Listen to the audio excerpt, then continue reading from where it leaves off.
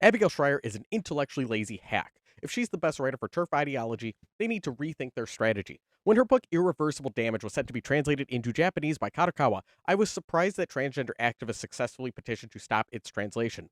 This book makes a great argument for trans rights because it is so fucking clumsy and makes every turf look like a pearl clutching Karen. Don't try to stop this book from spreading. Let people read it and see how dumb the other side is. So here's the thing. I did go into Irreversible Damage wanting to be intellectually challenged, or at least hear out the other side of the trans rights argument.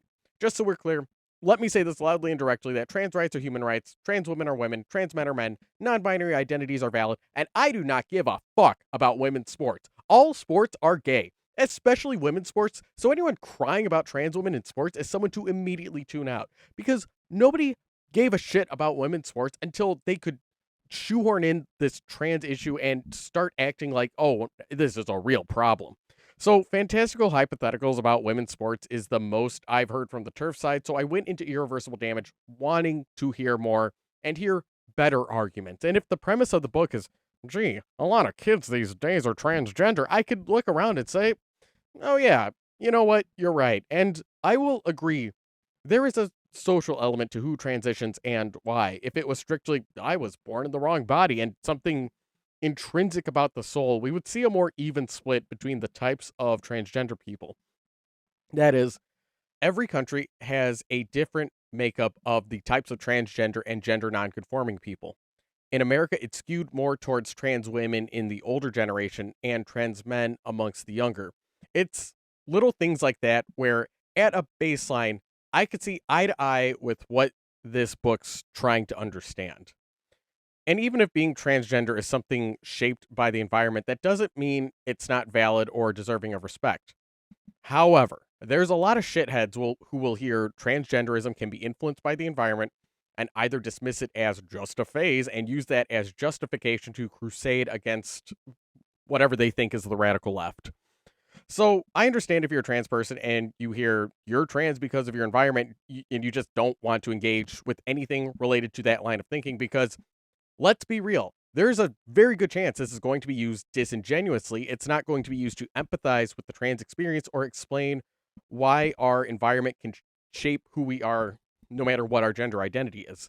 So I understand why trans activists just went, nope, we're not letting this book go any farther when Irreversible Damage was scheduled for Japanese release. And side note about the Japanese translation, Sankei Shimbun won a bidding war for the rights to publish the Japanese edition and did so in 2024, and they advertise it as the burned book, finally published. So they're leaning in hard with the Streisand effect. So, but anyway, I wanted to hear from this book the sociological explanation for why more people are transgender, just as someone who is interested in sociology and how our environment shape us. So even if this book was going to draw some turf-y conclusions, my hope was I could read it and cut through the middle and maybe see what Schreier is getting at. And she does touch on sociological explanations in chapter 1 and a little bit in the last chapter, but it's spread pretty thin. What's more is this book's intro included a very empathetic line about transgenderism that stuck with me. She says some small portion of the population will always be transgender. And I guess that was the first time I had ever heard that back when I read it in 2020. But I thought about it, and yeah, every society is going to have someone who, at the very least, does not fit into their prescribed gender role. Look, I know that sounds basic, but look, I'm trying, okay? So, but the thing is, the very next line in the book is this. But perhaps the current craze will not always lure troubled young girls with no history of gender dysphoria, enlisting them in a lifetime of hormone dependency and disfiguring surgeries. If this is a social contagion, that society, perhaps, can arrest it. No adolescent should pay this high a price for having been briefly a follower. And end quote there. And I guess that does a good enough job of teeing us up for the rest of the book. Because it's not giving me anything besides, won't somebody please think of the children? The bulk of this book is personal stories, mostly told from the parents' point of view about how betrayed they felt that their beautiful child fell for the woke mind virus. Every parent of a trans child in this book sounds like such a self-absorbed, colossal pain in the ass that I'm thinking, yeah, if that was my mom, fuck yeah, I'd start wearing skirts just to piss her off. Let me read you this passage that has a pretty fucking rich punchline. So this is about oh fuck, I lost my spot. This is about Gayatri. All right, so we hear about Gayatri, and it says Gayatri had always been pretty girlish. Her father, an Indian immigrant and physician, told me. As a child, she loved Dora the Explorer and Disney princesses. She loved to dress up in fancy clothes and played happily with other girls. She showed no signs of gender dysphoria at all. What, which isn't to say her body always made things easy. Gayatri was born with a minor neurological disorder that made fine motor control a struggle and gross motor control an occasional embarrassment. Her hand shook when she held a glass of water. Running typically occasioned a fall. She was bright, but never an academic star on level with her older brother. Her handwriting was often illegible. As a kid running around, it was easier to overlook her physical awkwardness, but when she hit puberty, it became more obvious that she couldn't bring her body into alignment with the sleeker expectations of adolescence. Her lapping walk, her irregular stance. During her last year of middle school, one of her elementary school friends transitioned, began binding her breasts, announcing she had a new name, and asked others to use masculine pronouns when addressing her. Gayatri's parents were fairly progressive. At the time, neither thought much of the change, and it seemed to make little impression on their daughter. But the next year, ninth grade, her parents bought Gayatri a laptop and, after much pleading, a smartphone. She began talking to her mother much about gender identity. The conversations had a loose, hypothetical feel, and her parents had no idea her thoughts had anything to do with her time on the internet. Summer came, long days stretched before her like an open hand, every free moment she had, and she had a lot of them, she seemed to spend online. Well, like you need to like look, let me interject, but it's like you need to like give your kid something more interesting than the internet if that's the case. Like, okay, I know smartphone addiction's real. I agree. And like it like I look, when I'm king, smartphones are gonna be banned. I'm sorry. I'm sorry. You gotta you gotta pack it up. But it reminds me of this book, Everything Bad is Good for You. And they have a chapter about Sesame Street and they say like how I think it was everything bad. It was think it was everything bad is good for you. And they have a chapter and they're like, why does my kid want to watch why is my dumb fucking kid glued to the TV all day? And they said, well, look, like Sesame Street is giving your kid a whole ass puppet show for them to watch. Like, are you letting them are you letting them do something more interesting than a puppet show? Like, do you have like a real puppet you could play with and engage with your child with? Because that will like enrich them more than watching a TV. But if the TV is the most enrichment, then no shit, your kid's gonna start watching the TV. They didn't swear, by the way. That's just me being crass as I'm summarizing this book I read a million years ago. But like, yeah, yeah, them being like she went on the internet. Oh no, and it's like, well, what the fuck else was she doing? It's summer. God damn. All right, so we continue. Maybe her parents should have been concerned, but her mother was a software engineer. They were comfortable with technology, fully accepted the internet as an important fixture of modern life. Gayatri was a very good girl. They trusted her. In the fall, she cut her hair short and joined her high school's GSA. Oh no. She informed her mother of her new name and pronouns, but her mother, relieved that at last she had friends, chalked up the gender thing to a phase. After years of social insecurity, Gayatri had discovered a cause that gave her common language with her peers. A little puzzled, her parents went along with this eccentric hobby, though they had never acceded to her new name or pronouns. They lived in a liberal coastal city. When in Rome, well, it wasn't surprising she'd want a toga.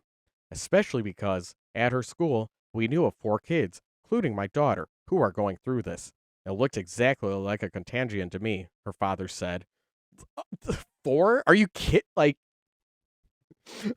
what's the rate of trans kids versus kids into Pokemon? And like if we're gonna make that, we're gonna say that. Her father said, especially because she never exhibited any discomfort with being a girl throughout her childhood. In the second half of her freshman year, one of her teachers nominated her for a leadership retreat, and her parents were thrilled, eagerly paying the fee. I always had great appreciation and respect for all the institutions in the United States, starting with the government, okay, bootlicker, and the federal nature of everything, the school districts being independent and all that, her father said. He examined the flyer for the retreat, believing his daughter had been recognized for a special honor. The flyer contained all positive things about leadership and social justice, what sounded like a good thing. I trusted the school completely. At the end of the week-long retreat, the students performed a play for the parents. The whole play focused on sexuality and gender, Gayatri's mother told me. It was all about these depressed kids with no motivation. Each kid stood up and introduced themselves with some alleged hardship identity. I'm depressed. I'm gay. Then Gayatri stood up. I'm transgender, and I go by they, them. We were in tears. We didn't know what to do, her mother said. And I'm ending the quote there because can you imagine getting that much of a reaction from pronouns? Like, are you fucking kidding me, you drama queens? I wish I could have gotten that big of a reaction when we staged my mom's intervention. Like, that's all it takes nowadays is you go up on stage and say, hi, I go by they, them. And just, oh, no. Oh, God, no. Okay, let me read you the last two paragraphs about Gayatri so we can see just how twisted the story gets. So, the book says, after camp, Gayatri discarded all of her girls' clothes and set up an Instagram account announcing her new name. One day, while she was walking the dog with her parents, Gayatri floated the idea of starting testosterone and getting top surgery. Her parents became alarmed. Well, the other thing is, when's the last time you went shopping with your kid? Like, how old were these girl clothes? Because I don't know, like all the because a lot of these have and then she threw away all the girl clothes. It's like, I don't know, like if she's been wearing the same shit for how many years, it's like, I don't know, just needed an upgrade. Like, fucking calm down.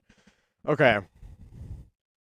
By then, they had learned that Gayatri's school had been using her new name and pronouns, though never on any documentation sent home, entirely without their knowledge. No longer merely the class bungler, Gayatri had reinvented herself as the edgy trans kid.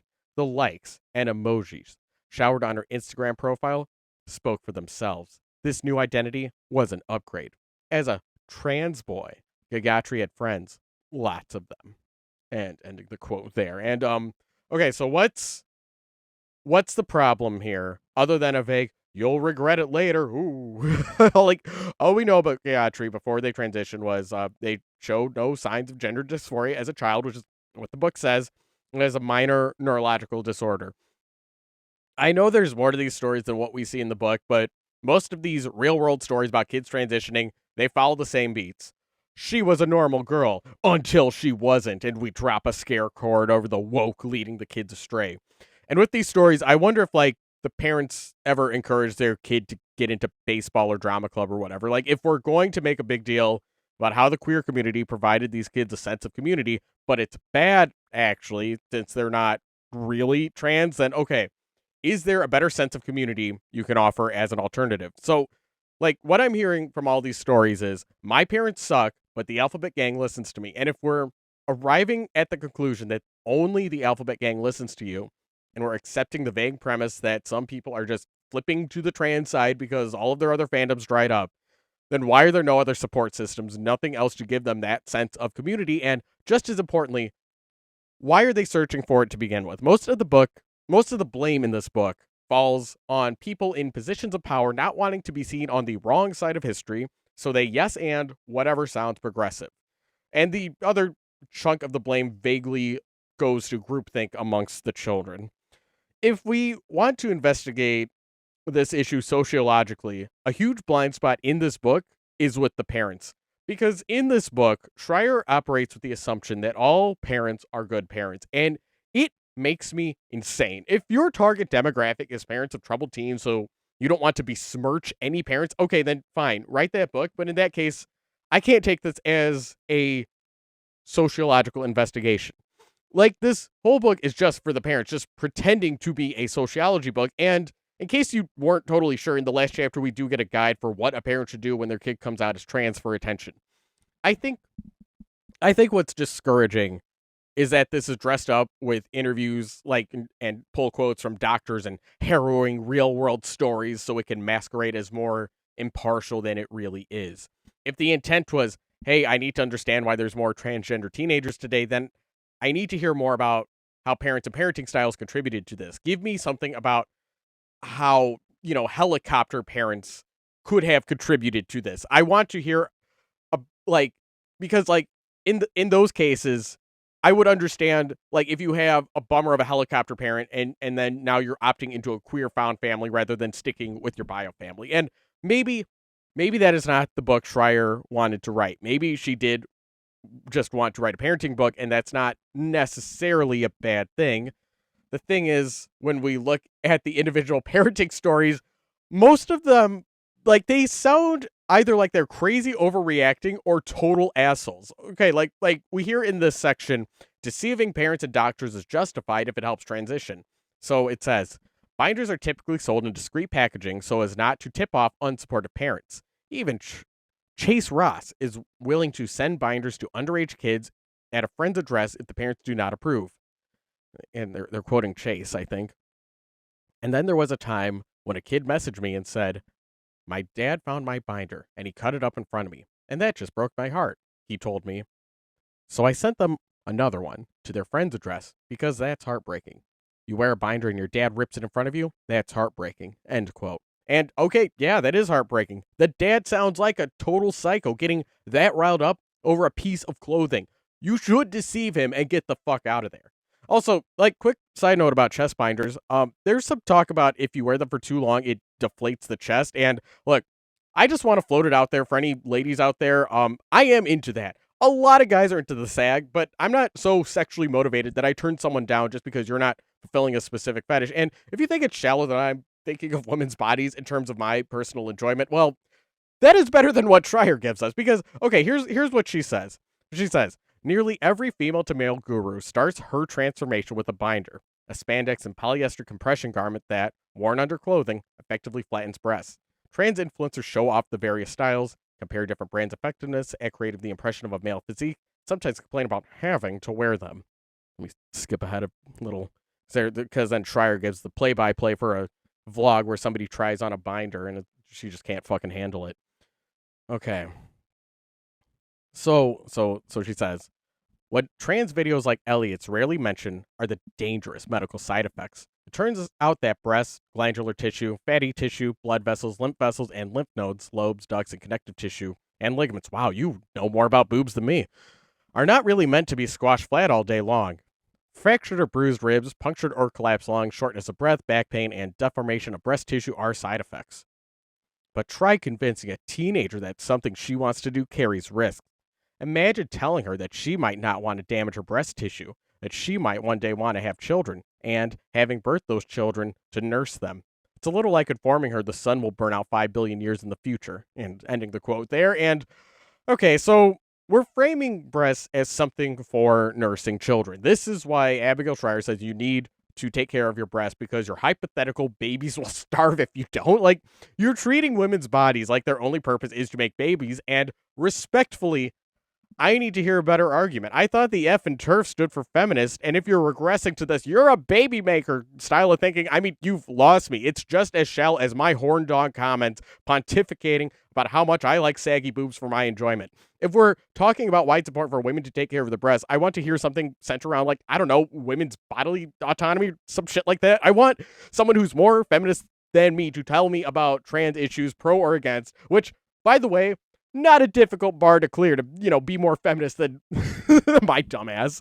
This book has a lot of posturing about how either Schreier or the interviewed parents are actually very liberal and very open-minded. But it gets to a point where I don't think everyone here is as liberal as they claim to be. They're clinging to this nebulous idea of what a liberal is so they don't have to interrogate their own prejudices and biases. So a little earlier, we get this passage about found family. Jet Taylor has a message. True love is unconditional love, love without restrictions. For you not to accept someone as they truly are is not truly loving them. Parents of suddenly trans-identifying teens, beware. He's talking about you. Yeah, the world just fucking revolves around you, doesn't it? If you question your daughter's sudden insistence that she is transgender, you do not really love your daughter. What is more, you are imminently replaceable. Those who are meant to stay in your life, those who love you unconditionally, are always going to stay. Jet Taylor tells his audience, I have an awesome group of friends right now, and that's all that really matters. Those who love me unconditionally are there for me every step of the way. There is nothing crueler, more toxic to trans gurus than parents who fail to jump on board with each step of gender transition and every tenet of gender ideology. If you're dealing with family members like this, Jet says, sympathetically, I just want to say, I'm really sorry. I love you unconditionally. I love you just as you are. I love you as you. If you're feeling sad right now, I'm going to give you the biggest hug in the whole wide world. Just don't expect him to pay your tuition. But Jet is not the only one making promises. For Mother's Day in May 2017, male to female cycling world champion, competing against biological women, that is. It's like, fucking get over it, man. Rachel McKinnon was moved to encourage trans-identifying adolescents to cut off their own mothers. Kids whose parents maybe don't support them as much as we would hope. Unfortunately, this is too common. I want to give you some hope, though. I want you to know that it's okay to walk away from unsupportive or disrespectful or even abusive parents. That's a heck of a Mother's Day gift to mom. But McKinnon offers something else. She calls it hope. I want to give you hope that you can find what we call your glitter family, your queer family. We are out there, and the relationships that we make in our glitter family are just as real, just as meaningful as our blood families. Sick with the flu? Find yourself in a car crash? Dumped by the love of your life? Not to worry. McKinnon will be right over. And ending the quote there. Okay, Abigail Schreier, I'm sure you are the world's best mom. I'm sure you've helped your kids with all three of those things and more. I mean, not everyone's as good of a mom as you. I don't even think Schreier's bias is necessarily a bad thing because there is no completely impartial observer when it comes to these heated topics, but these blind spots are enormous and glaring. But okay, enough about her blind spots when it comes to parenting because this book does have some pretty funny contradictions, some of which I'm surprised got past an editor, and some bigger issues where I'm wondering what the hell is it that I'm not understanding. So I'll start with the small one. The first page opens with this. I take it for granted that teenagers are not quite adults. For the sake of clarity and honesty, I refer to biological female teens caught up in this transgender craze as she and her. Transgender adults are a different matter. I refer to them by the names and pronouns they prefer whenever I can do so without causing confusion. And end quote there. And given the premise of this book, this sounds perfectly reasonable, I guess, but the next page, very next page, details the ups and downs of a college student who wanted to gender transition, and we mostly hear from the kid's mom insisting that there's no possible way that this could be gender dysphoria because they were a total girly girl growing up and mother knows best, so yuck. So Schreier has no problem misgendering adults who don't transition into a binary gender. So she has no problem calling Buck Angel a man because he looks and acts like a dude, but she pulls the whole, her pronouns are they, them, when speaking about Ash Hartle, who is, quote, a natal female with a squeaky voice and a strong Midwestern accent, cute as a Cupid doll. Her elfin adorableness makes her look all of 12. She's in her late 20s, and she identifies as non-binary, or genderqueer, meaning neither male nor female, end quote. Then there's another case study of a college student who started hormones, and it's just so tragic because that student went to an informed consent clinic, and yeah, you get my point. But let's move on to the bigger issue that was a surprising contradiction, because in the intro, Schreier talks about misgendering being a First Amendment right, specifically in the case of doctors being allowed to misgender their patients. She starts with this killer of a sentence. You're not supposed to pick favorites among the amendments because it's silly. But I have one, and it's the first. And okay, I laughed out loud at this because the First Amendment is first for a reason. Like, you're not special. But okay, she wants us to let us know she's big into the First Amendment. She's going to go way harder than average. You know, I'd love to see what her thoughts are on AI porn and things like that. But all right, so she continues. My commitment to free speech led me into the world of transgender politics through a back door. In October 2017, my own state, California, like, oh my God, just fucking leave California if this is, okay, whatever. Okay. Wait, I just noticed my, I had like a square behind me. Sorry. Okay. All right. My own state, California, enacted a law that threatened jail time for healthcare workers who refused to use a patient's requested gender pronouns. New York had adopted a similar law, which applied to employers, landlords, and business owners. Both laws are facially and thoroughly unconstitutional. The First Amendment has long protected the right to say unpopular things without government interference. It also guarantees our right to refuse to say things the government wants said. This isn't a matter of constitutional nuance. It's remarkably straightforward. In West Virginia's State Board of Education versus Barnett, 1943, the Supreme Court upheld students' rights to not salute an American flag. Writing for the majority, Justice Robert H. Jackson declared, "There is any fixed star in our constitutional constellation, it is that no official, high or petty, can prescribe what shall be orthodox in politics, nationalism, religion, or other matters of opinion or force citizens to confess by word or act in their faith therein. If the government can't force students to salute a flag, the government can't force a healthcare worker to utter a particular pronoun." In America, the government can't make people say things, not even for the sake of politeness, not for any reason at all. All right, end quote there. Okay, I would argue that doctors using correct pronouns is more about patient comfort and establishing feelings of trust with your patient rather than a First Amendment issue. This, look, I hate doctors. I hate the U.S. medical system specifically. Fuck them.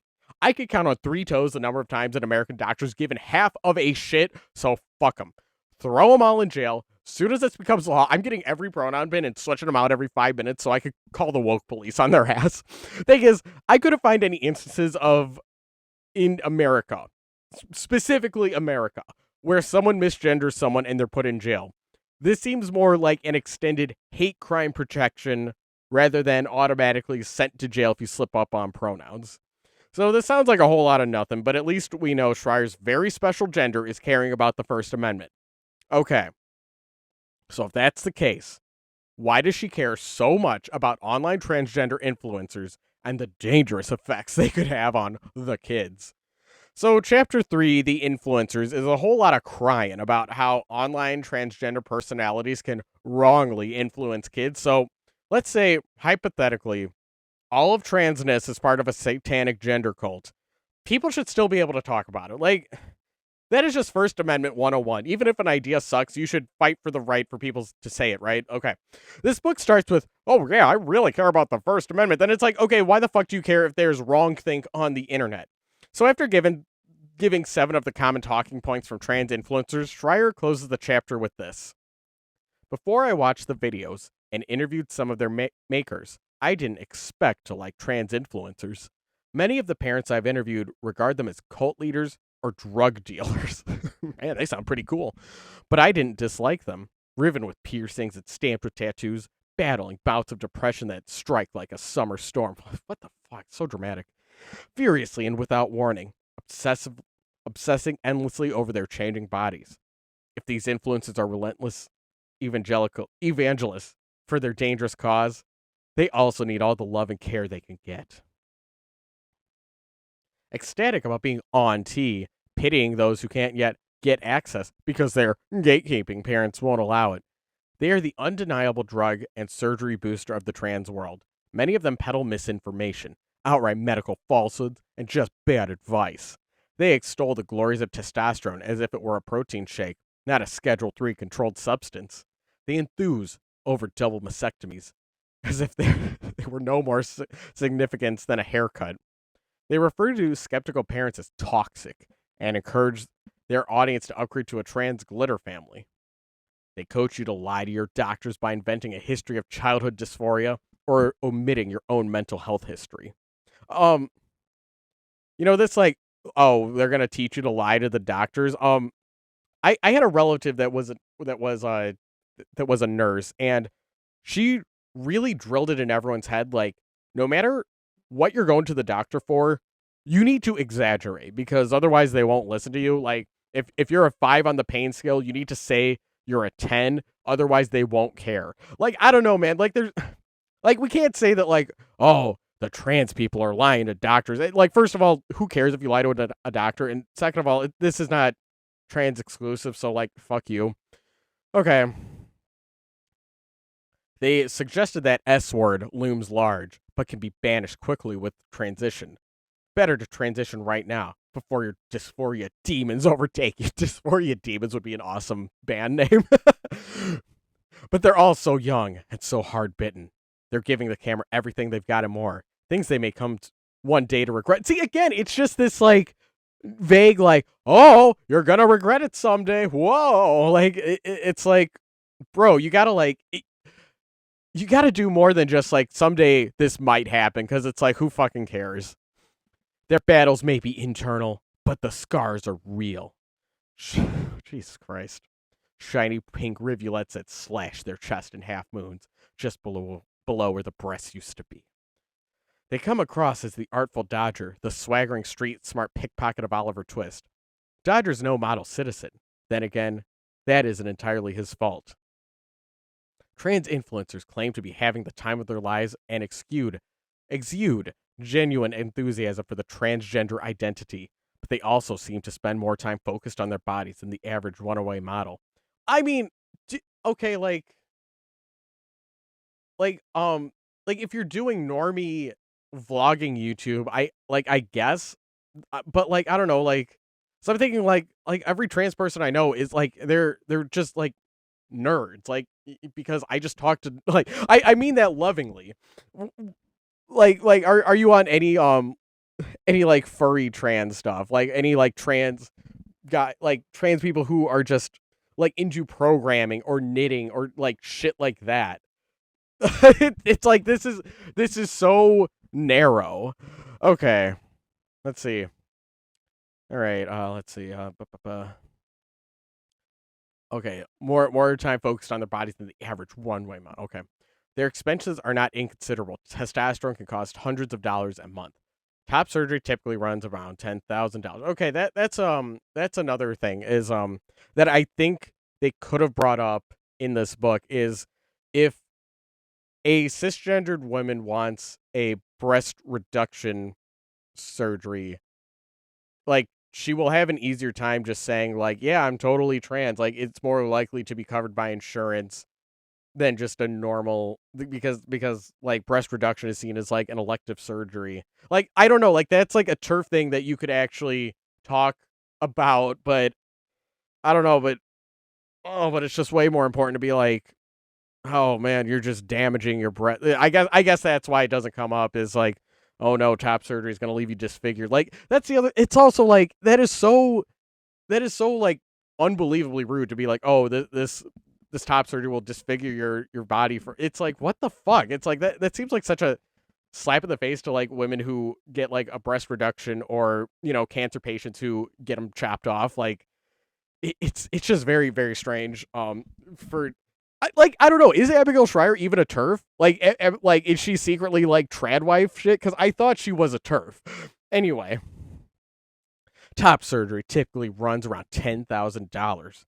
They remain constantly vulnerable to reminders of their birth sex, to the injury being dead named, someone using their birth name to refer to them, or misgendered, the wrong pronouns. They are beset by uncomfortable physical events that are, for them, a kind of crisis. Even after nearly a decade on testosterone, Chase Ross occasionally gets his period. Like, I don't know, is that bad? Like, okay. They don't exactly pass, quote. This pass in quotes, which makes it hard to imagine they're fitting in a mostly not transgender world. They're much smaller than the average man. They have more petite hands and slenderer faces. Like, who the fuck is looking at hands? Like, that is some psychosis. They seem doomed to snag double takes from passerbys when they want to, and just as often when they don't. Since they almost never undergo the phalloplasty needed to achieve one of the defining features of manhood, it's not hard to see their male identities as fragile. A quick trip to the urinal, and the jig is up.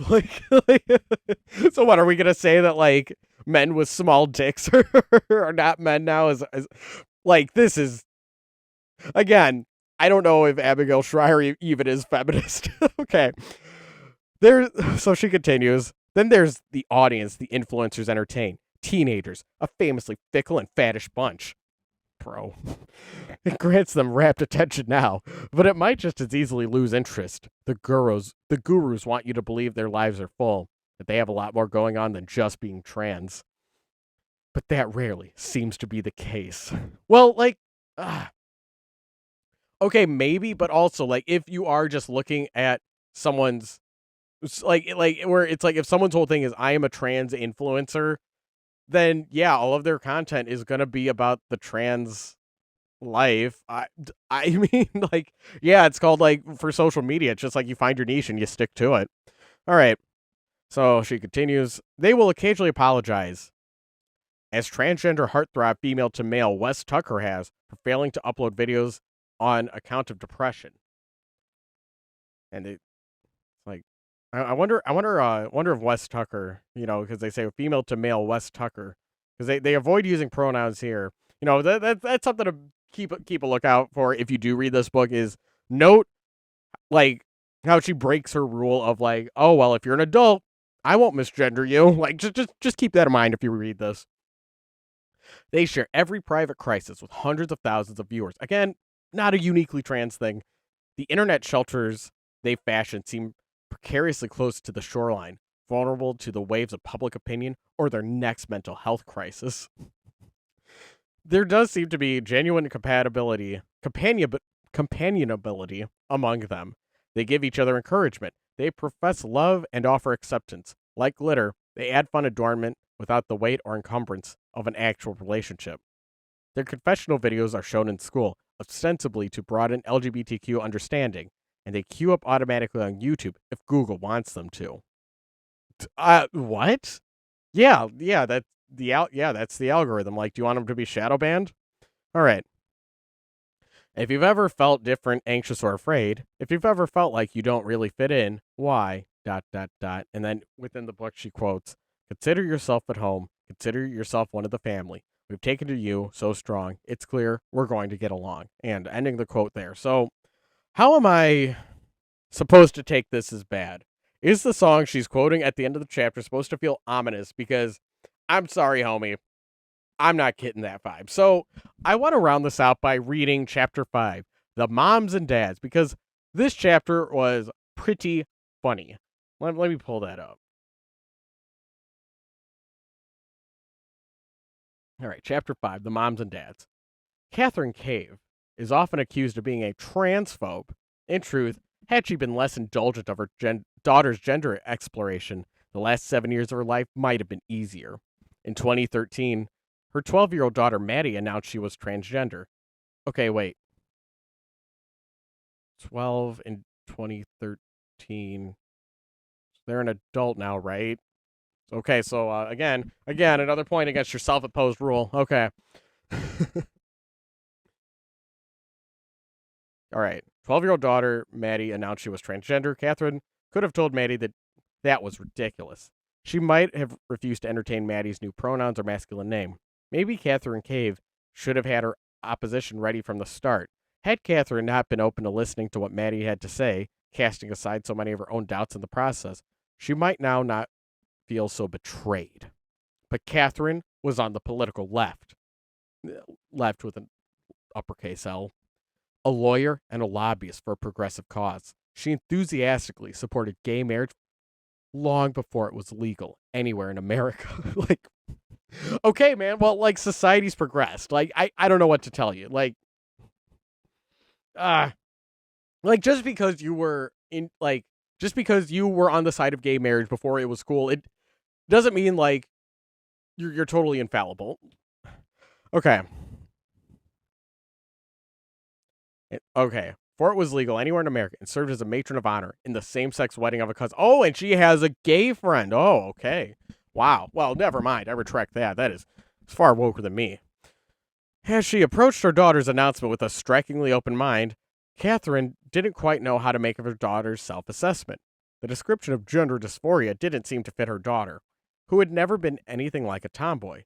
She disliked the sweating association with sports and never expressed a preference for any stereotypically masculine activity. So, like, is that, like I said, I hate sports. I mean, I'm not a dude. Like,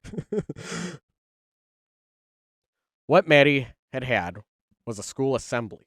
And like the transgender 15-year-old who had regaled the student body with her gender journey, Maddie informed her mother she too had always felt different. See that's another, like, First Amendment thing where it's like, yeah, you should be able to hear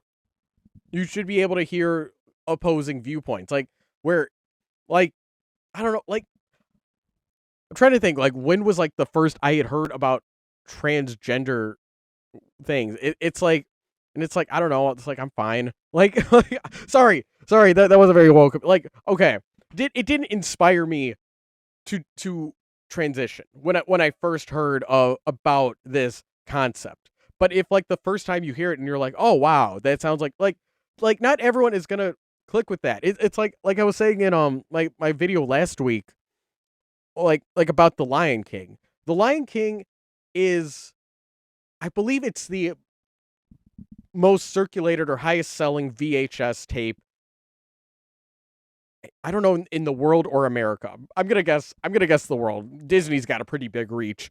Um so so a lot of people watch The Lion King, but furry is still a niche subculture.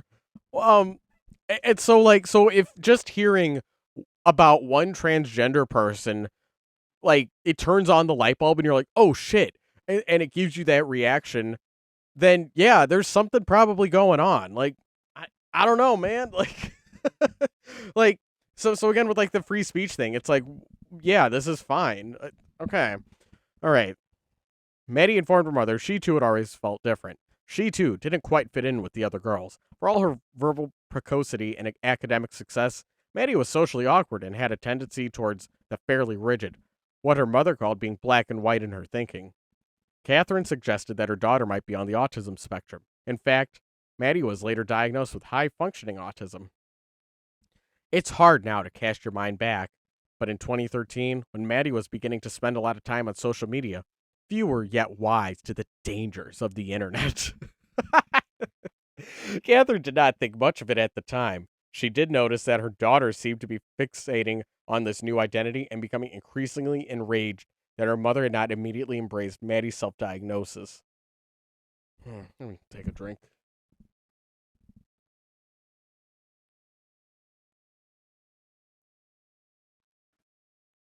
Me. She, but Catherine didn't dismiss it either.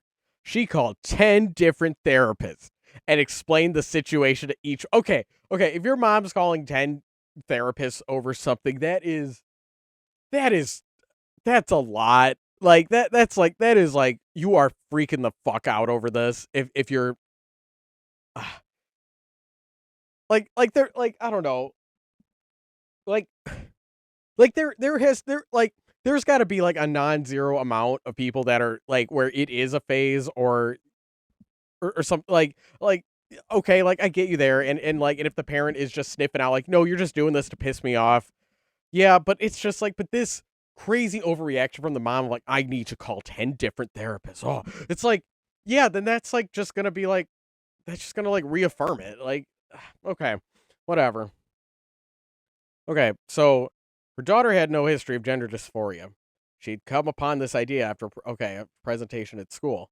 All of the therapists said, all the therapists said the same thing to me. They said, at this age, kids know who they are.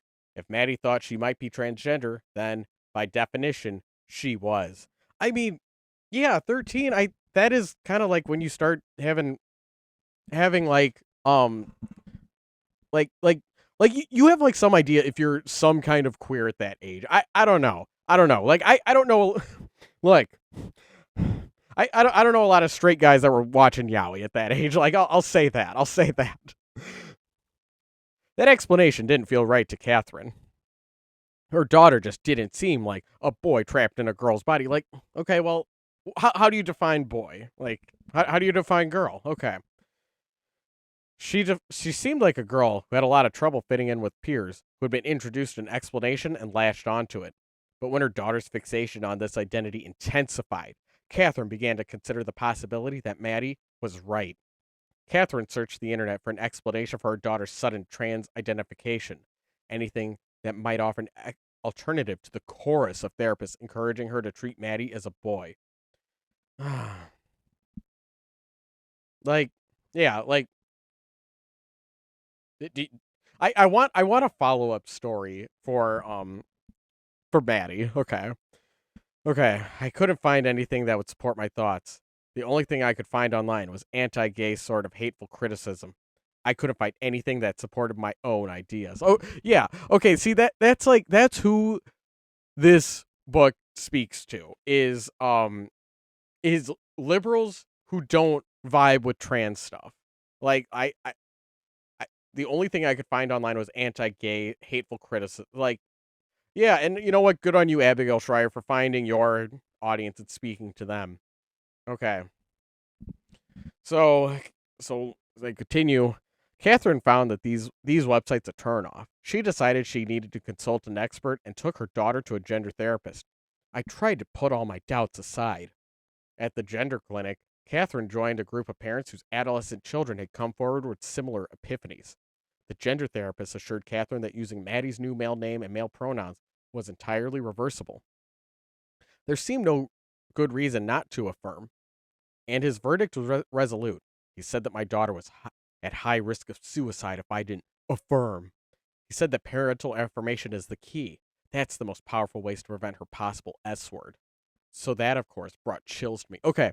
Um, I feel like I wonder if anyone has done this. Like if you think your kid's just being a shithead and doing this like to fit into whatever gender club, I wonder if any parent has been aggressively affirming. Like where like you come home and there's like a giant banner of like the new name and you just really lean into what you think are like boy stereotypes and you go up to Maddie like, all right, Maddie, you're a man now, start mowing the lawn. Like and you just really lean in like that. It's like I feel like there needs to be some level of creative thinking that I'm just not seeing here, where it's just like, well, I'm just gonna keep looking for affirmations from people in positions of power because I don't know what to do.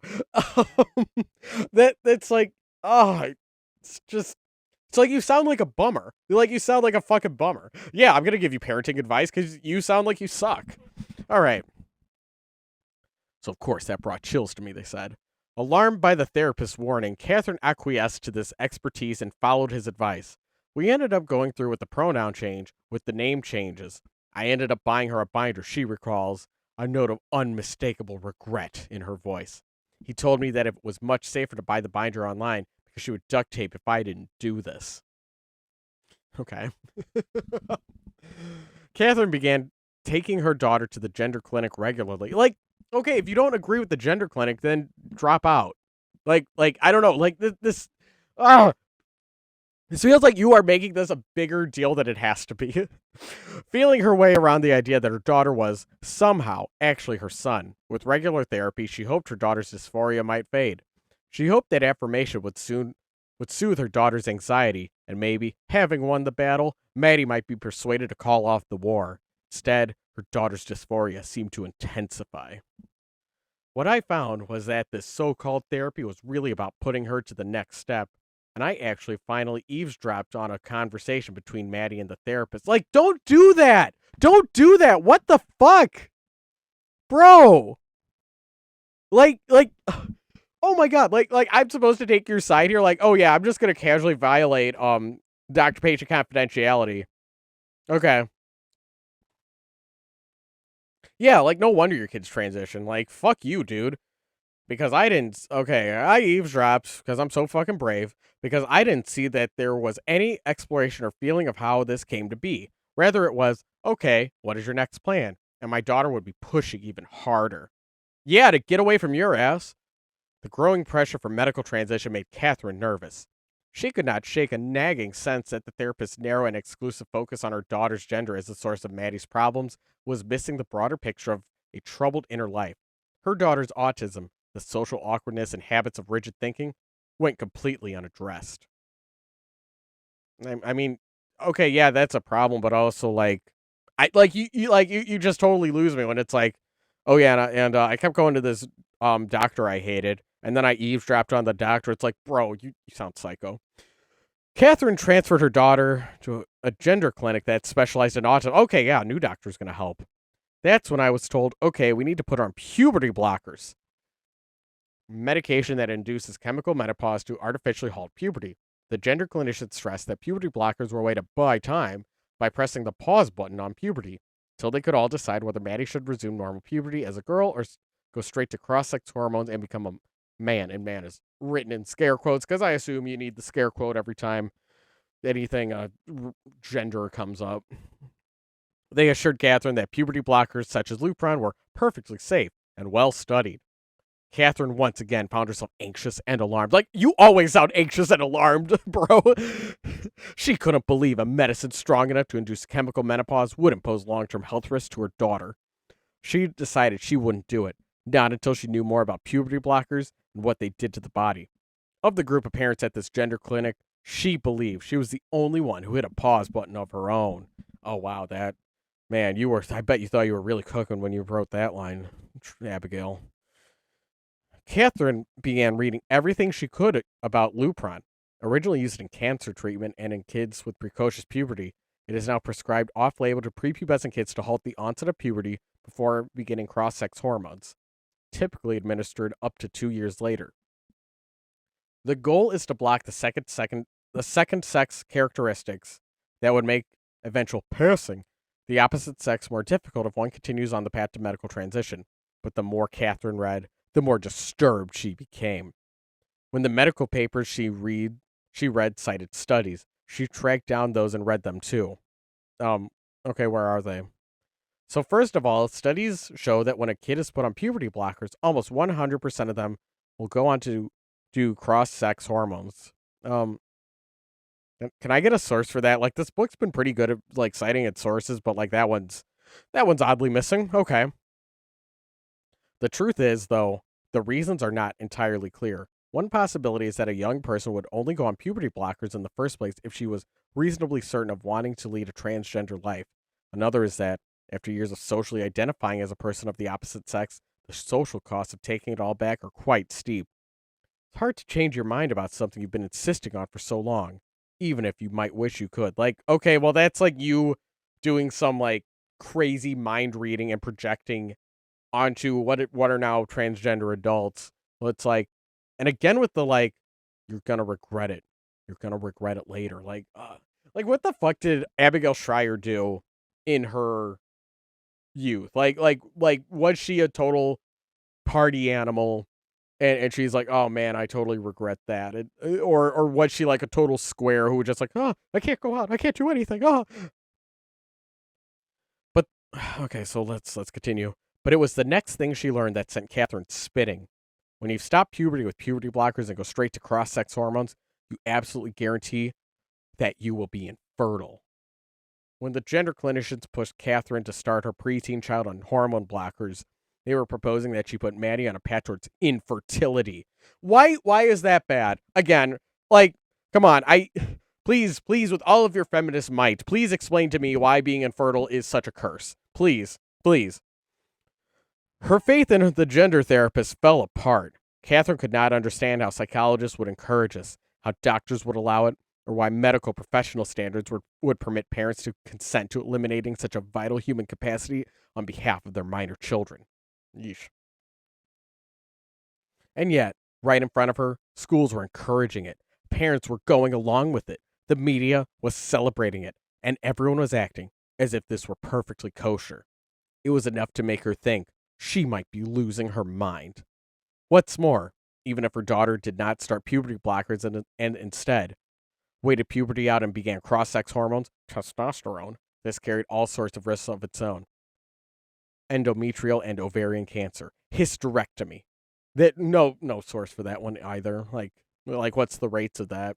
I don't know, man. Buck Angel's pretty old. Like, what the hell happened? Like, did he get ovarian cancer at some point? I'm not all caught up with the trans influencer lore. So, yeah, leave a Buck Angel lore in the comments if I got something wrong. Anyway, Catherine was beside herself. Horrified, she concluded that she should never have started her daughter down this path. Yeah. She told her husband and daughter what she had learned and began scrambling to take it all back. But in certain respects, it was too late. We didn't know, she told the school, and the school didn't tell me. For her 7th grade year, Without discussing with Catherine, the school had reintroduced Maddie to her class as Kyle and informed her classmates and teachers that she was now a boy. On an overnight trip, Maddie had even been allowed to sleep in a boy's bunk. No one had informed Catherine, much less asked her permission. Did anything happen with her sleeping in the boys' bunk, or was it fine? Because, like, I feel like that would be part of the story if one of the boys was starting to get a little handsy. In which case, that boy is gay because Kyle's a boy. But, all right, let me continue. Aghast at what she had begun, Catherine began casting about for anyone who could help, or at least share in her pain and horror. Like, what the fuck? Pain and horror? Jesus Christ. But those who would raise public objection to transgender ideology were hard to come by. In Catherine's progressive circles, they were non-existent. Then get better, then get other friends. Like, what the fuck? She began posting about what she had learned on discussion forums about transgender identified adolescents, alerting parents to the risk of medication, sharing her own experience, Maddie's psychological entrenchment in her boy identity after having been affirmed. Her posts, she says, were deleted, and she was banned from discussion boards. Whenever she read an article in the mainstream media celebrating transgender teens, she posted concerns. Several times, she says, her posts were removed. Okay, so you're the idiot that that comments on like whatever normie slop about about how actually this is really dangerous. Like do you think any okay, I don't think anyone's mind has ever been changed by an internet comment. Like it is exceptionally rare. Like there's comments that are good and thoughtful and will make me think deeper about certain things, or people will point out shit that I missed, or like how I could have like phrased things better, and I could talk to people like, oh, this is kind of what I meant, sorry it wasn't like more clear, there's things like that. But as far as like bigger issues, I can't see an internet comment section changing my mind. Like, because then that's the other thing. It's like a lot of people who get so riled up, like, oh, I must alert the masses that like actually transgender is bad. It's like they're going into it with this certain like debate bro mindset, and in those cases, it's like I just don't want to engage with that. Where where it's like I'm thinking of like the times that like I have had my mind changed about different political issues, which I'll be vague and nebulous as possible because because we're here to argue about trans things, okay, not other hot topics, but like I think like it's like these, it's like people would first of all, it was like someone I was friends with who happened to have a different idea about something than me, who would like explain like, okay, this is how I feel about this issue, and would walk me through their line of thinking and show me their sources, right? But even then, even if it's something where it's like, okay, we just do not see eye to eye on this, it's like there's a lot of friends who like just think very differently from me, and that's okay. Like, so like even then, it's like I'm not like I can't imagine like seeing a comment saying like giving the anti-trans talking points and being like, you know what, anonymous internet commenter, you're right, I'm gonna disavow all support for trans people because you were just gave me so much facts and logic that I that now I'm reconsidering everything. Which is like, again, this is what I like, which is like why I read this fucking book, like because I wanted this book to challenge me, and instead it's just like, oh no, oh, this is just so awful. Oh, like for 300 fucking pages. It just sucked. All right. So let's see. Let's hear about Catherine's amazing move. Let's see. Catherine's research eventually took her to Transgender Trend, a UK-based website, and Fourth Wave now, its American counterpart. Okay, Fourth Wave, that's like a TERF thing, right? Or what's the fucking what's the Different waves of feminism. Okay, I'll look that up later. I'll look that up later. I'll look that up later. Fourth Wave Now is the largest consortiums of information for those who believe that medical transitioning is neither salutary nor appropriate for most adolescents. Okay, then what about adults? Bree Jontry, the public face of Fourth Wave Now, is one of the few moms who was willing to speak to me under her own name, partially because her own daughter, who briefly fell into this craze, has since desisted. I'm kind of insane in that I believe that truth protects you, and I'm not ashamed of anything I have to say, Bree told me, adding, and I gave up my full-time faculty position already, but she did much more than that. Like Maddie, Bree's daughter had suddenly decided she was transgender after extended internet use. Okay, all right. Like Catherine, Bree had taken her daughter to a gender therapist. She even attended a gender conference with Jazz Jennings. Oh, wow, Jazz Jennings is your trans friend? Oh, wow, that means you must be really rational if you listen to Jazz Jennings once. Wow. Bree Jontry, like Catherine, decided to do her own research after puberty blockers were suggested for her daughter. Bree called a doctor friend who said, stopping puberty is going to stop her brain development. That was enough to prompt Bree to halt all talk of medical transition and begin scrutinizing the information the gender clinicians were doling out.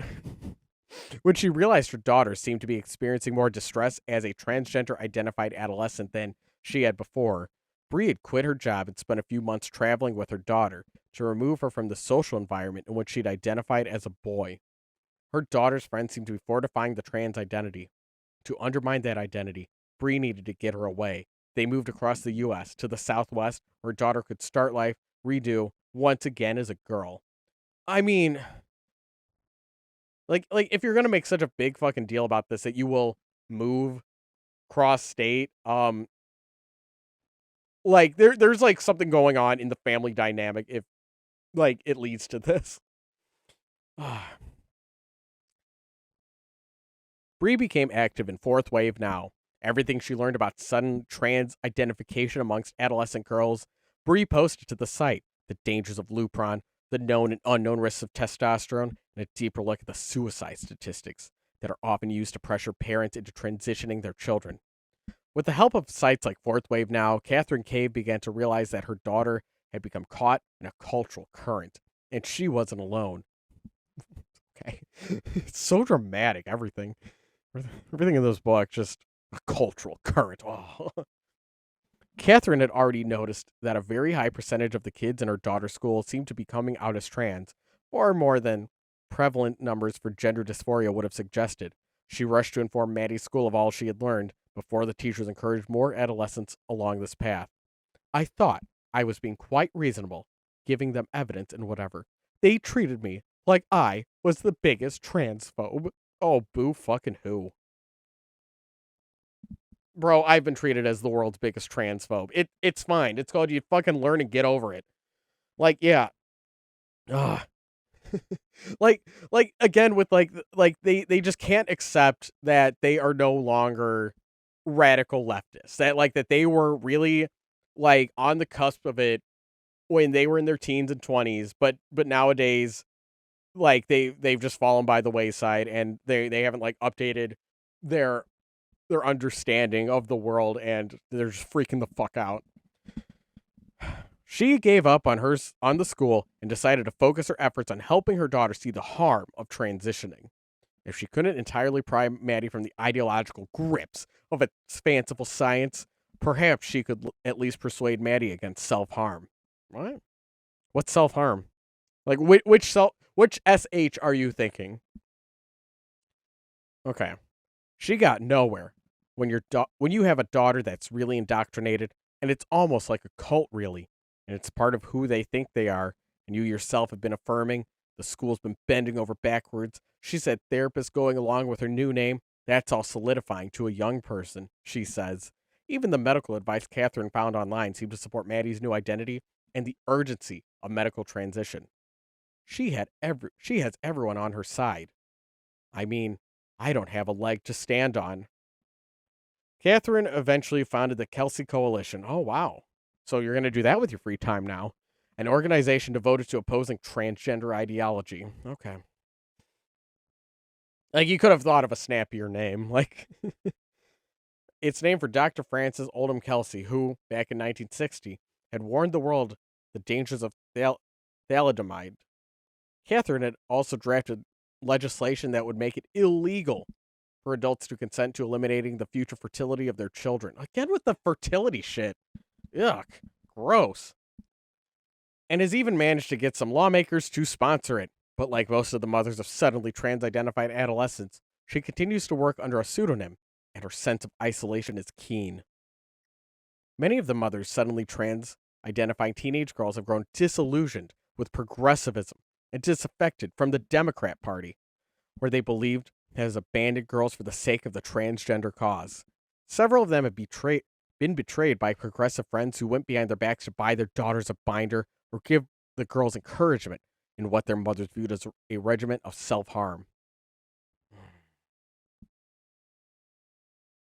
This whole thing has shifted how I read, what I believe, the whole concept of an expert, Catherine told me. I used to think association guidelines were based upon consensus or experts.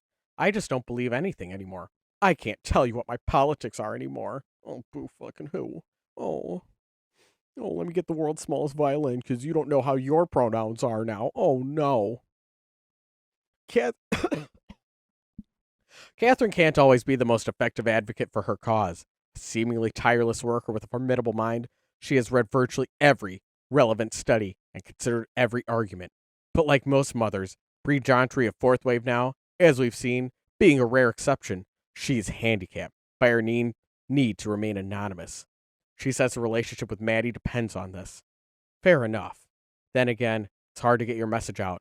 No one knows who you are.